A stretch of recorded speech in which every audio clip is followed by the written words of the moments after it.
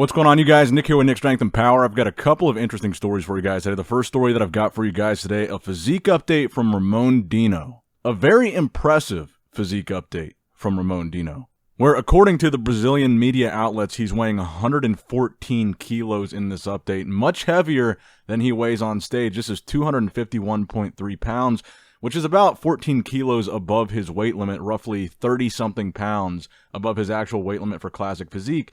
And again, it opens up this conversation of A, are the weight limits in classic physique really necessary? And B, if they are necessary, are the current weight restrictions based on your height, are they too strict? Are they not allowing these guys to weigh enough? Because as you guys might remember, there's a little bit of a discrepancy with Ramon Dino where he was 4 pounds over at the Olympia, but was able to make weight. I think they said they mismeasured his height or whatever the case was. And you guys remember Terrence Ruffin also missed weight by 1 pound at that Olympia, and that was his worst Olympia showing in a very long time. We've also heard from Breon, and we talked about Breon in the past couple of videos, these guest posings that he's done and these physique updates that he's done now that he's moved to 212, and he said that one of the reasons for that was the weight restriction in Classic was a bit too tough for him. He thinks his physique suffered because of that weight restriction, and you see updates like this from Ramon Dino at 250 plus pounds, where he's still lean and ripped, but very much rounder and fuller than you see him on the competitive stage. I saw some people in the comments of this post even making the argument that he looks better in some of these off-season shots because he's bigger and fuller than on stage, because it's not like he's sacrificing any of his lines. He's not sacrificing his midsection. He just looks bigger, better, and fuller. Now, personally, I think the weight restrictions are in place to try to maintain the integrity of the point of classic physique, because obviously the point is to appreciate the lines and the classic look and the classic structure of these guys, and to not let it get out of hand to where it becomes a battle of who's the biggest guy in classic, and these guys are just putting on as much size as possible. So I think the intention of the weight restrictions is meant to be a positive one. They're trying to maintain the integrity of that division.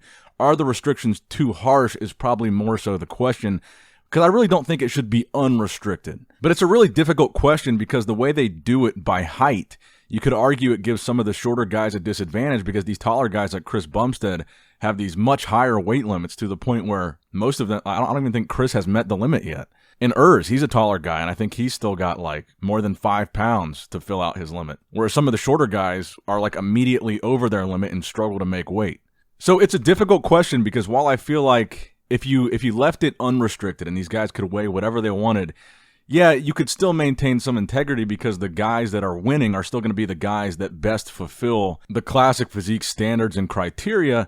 But I still think you'd have a bunch of guys competing that got too big and didn't look classic. And granted, they probably wouldn't be rewarded for that, and you could still maintain the integrity that way. But I think in a sense, the stability of this division is a little bit of a delicate one because it could get out of control pretty quickly, I think, if there's not a weight restriction. Because bodybuilding as a sport in general already is extremely subjective. And what's even more subjective is the difference between bodybuilding and classic physique, and then you got bodybuilding classic physique in 212.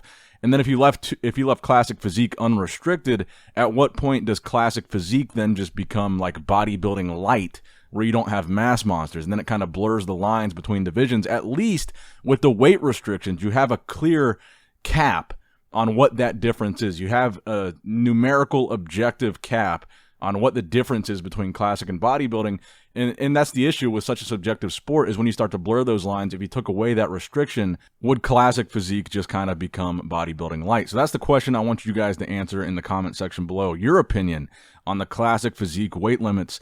Should they be lifted? Should they be changed? And if so, how would you like to see them adjusted? Or are you part of the camp that thinks it's just fine how it is right now and they should keep things exactly the same? Now, they have adjusted and raised the weight limits in the past, so it's not a discussion that's completely out of the realm of possibility. They have raised and changed the weight limits in the past. But I think the reason why it's a valid discussion is you've had so many top guys seem to struggle to make weight and then suffer when they don't. But next up in the news, we got a very impressive physique update from Andrew Jacked. And really, we've been pretty spoiled this week when it comes to seeing these guys' physique updates and these guest posing. It's been really cool. We got Hadi Chupin yesterday and Andrew Jacked today. And I was just saying after the Pittsburgh Pro, I would have loved to see Andrew Jacked up on stage at that guest posing with these these mass monsters, man. Samson Dauda at 322 pounds. Big Ramy likely around that same weight, possibly less, but we know they were both over 300 pounds. Andrew Jacked in this update saying he weighs 301.6 pounds or 136.8 kilos. So at this point, this week, in the past couple of days, we've gotten to see basically everybody, all the top Olympians, their current physiques at various different points in their offseason. But how cool would it have been to see three guys at the top of the sport, Andrew Jacked, Big Ramy, Samson Dauda, all really full-blown at 300-plus pounds on the same guest posing stage. But we really got the next best thing because we still got a full posing video from Andrew Jacked just days after the show. We got a posing video from Hottie just a day after the show. It makes you feel like the Olympia is right around the corner, and it is, but this kind of feels like the lead up to the Olympia where you're getting all these updates from these top guys. And I got to say, Andrew looks incredible here. It's just such a rare treat for bodybuilding fans to see these guys that weigh this much look this good and maintain this good of a structure. Like I said, no blown out midsection, deep separated abs, just a ton of size on a great frame to carry it. I really feel like bodybuilding is just entering a great era right now where we've got some really, really talented guys that are up and coming right now that are they're just freaks. Andrew Jacked, freak. Samson Dauda, freak. Nick Walker, freak. And it's just been great to watch these guys like Andrew Jacked raise through the ranks and win these shows and place high at shows like the Arnold and the Olympia. I think now is the best and most exciting time to be a bodybuilding fan in a very long time. And we have guys like Andrew Jacked to thank for that. And I think he just looks incredible here at over 300 pounds. Let me know what you guys think in the comments down below about Andrew Jacked's current physique and his chances at the Olympia this year. Now, next up in the news, we did just get the full competitor list for the 2023 New York Pro, which is this weekend. So I'm going to give that to you guys here and give you guys my thoughts on the current crop of guys.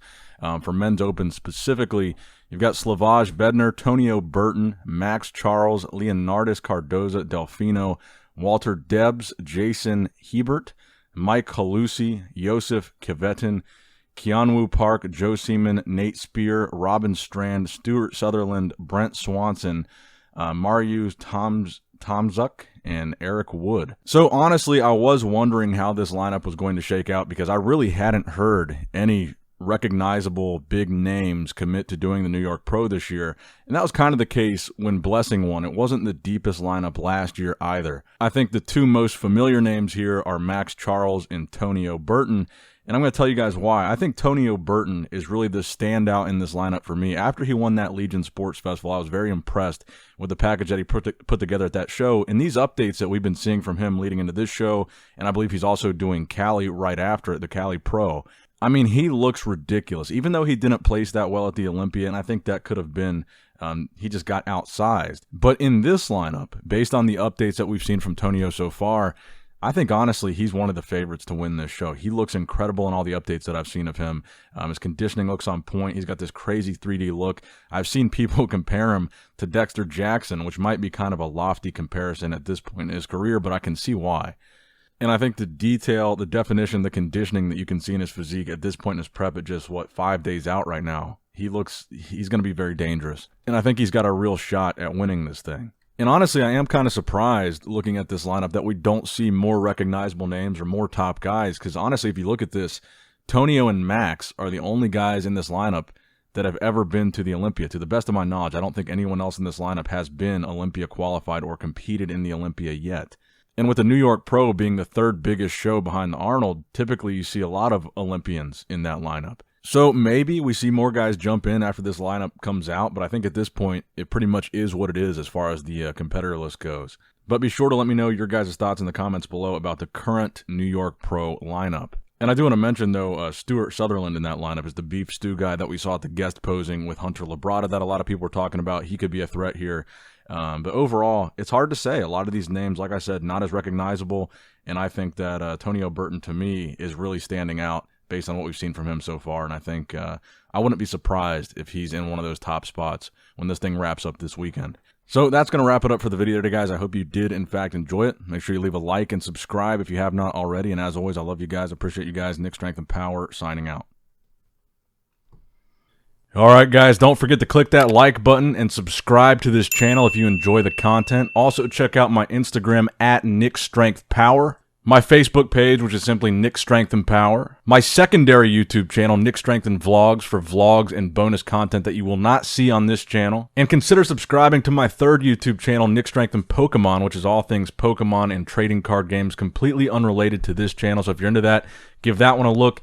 And all links to merchandise and social media will be in the description box below. If you guys want a Nick Strength and Power t-shirt, that will be in the Shopify link below. Have a great day.